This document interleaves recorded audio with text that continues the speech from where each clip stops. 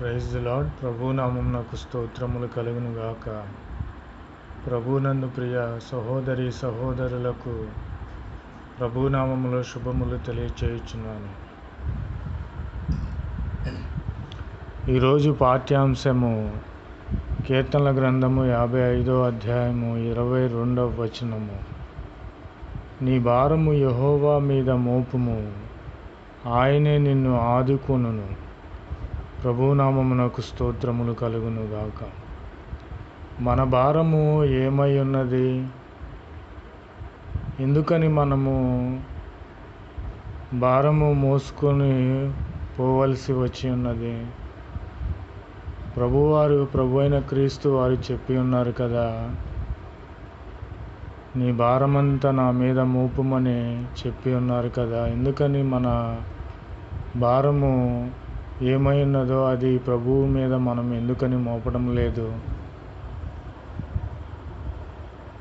అప్పుల భారమైనను మనము దేవుని మీద మోపాలి. కుటుంబ భారమైనను మనము దేవుని మీద మోపాలి.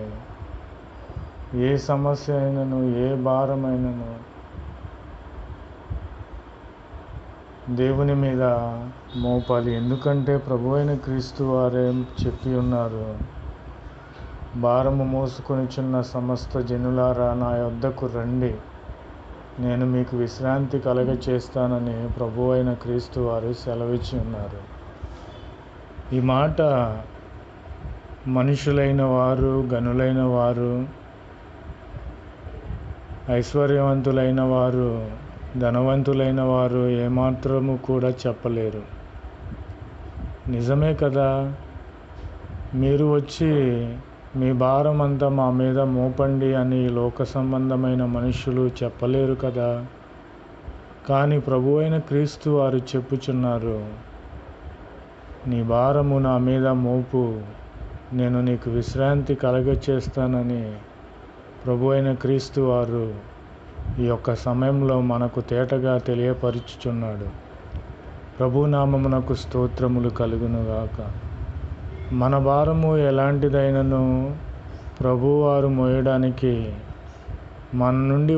మన నుండి ఆ భారమును తొలగించడానికి ప్రభు అయిన క్రీస్తు వారు సిద్ధముగా ఉన్నానని ఈ యొక్క సమయంలో తెలియపరుచుచున్నారు. ఇరుకులు, ఇబ్బందులు, కుటుంబ కలహములు, అవమానములు, నిందలు, రోగములు, రొష్టులు, ఏ విధమైన భారమైనను ప్రభు అయిన క్రీస్తు వారు నా యొద్దకు రండి, మీ భారమంతయు నా మీద మోపండి, నేను మీకు విశ్రాంతి కలగచేస్తానని ప్రభు అయిన క్రీస్తు వారు తెలియచేస్తూ ఉన్నారు. కాబట్టి మనకున్న సమస్యలను బట్టి, ఆయా భారములను బట్టి ఎవరను మనము ఆశ్రయిస్తున్నాము? మనుషులను ఆశ్రయిస్తున్నామా? ధనవంతులను, ఐశ్వర్యవంతులను, ఈ లోక సంబంధమైన అధికారులను మనము ఆశ్రయిస్తున్నామా? వారి సహాయము వ్యర్థమే. వారు ఏమాత్రము కూడా మన భారము మనుషులైన వారు మోయలేరు. మన భారము అంతయు మోయగలిగిన వాడు సృష్టికర్త అయిన మన తండ్రి అయినటువంటి యేసుక్రీస్తు వారు ఒక్కరేనని ఈ సమయంలో నేను తెలియపరుచుచున్నాను. ప్రభునామమునకు స్తోత్రములు కలుగునుగాక. కాబట్టి నీవు నిరాశ చెందవద్దు. నీవు నిరాశ చెందిన ఎడల, ఏడ్చిన ఎడల ప్రభు నీ కొరకు ఏడుస్తాడు. మన కొరకు ఈ లోకంలో ఏడిచేవారు ఎవరు ఉండరు. కానీ మనం ఏడిస్తే మన తండ్రి అయిన దేవుడు కూడా మనతో పాటు ఏడుస్తాడు.